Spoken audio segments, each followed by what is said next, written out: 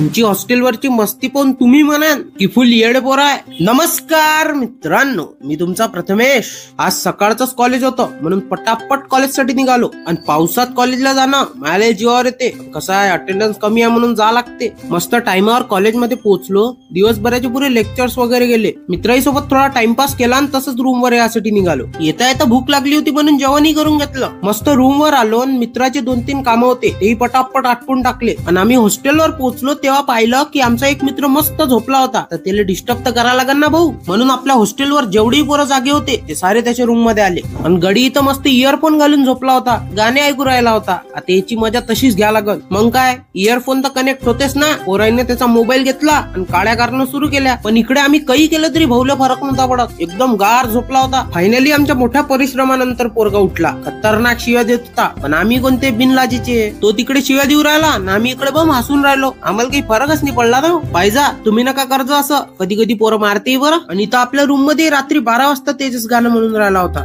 गाणं कोणतं आहे ते तर दाखवू नाही शकत कारण तो माझा रूममेटच आहे. मारून टाकन मले. मी भेटतो उद्या अशाच एका नवीन ब्लॉग मध्ये. कसा वाटला कमेंट मध्ये सांगा. आवडला असेल तर लाईक करा, मित्रांसोबत शेअर करा. भेटतो उद्या. तोपर्यंत जय महाराष्ट्र.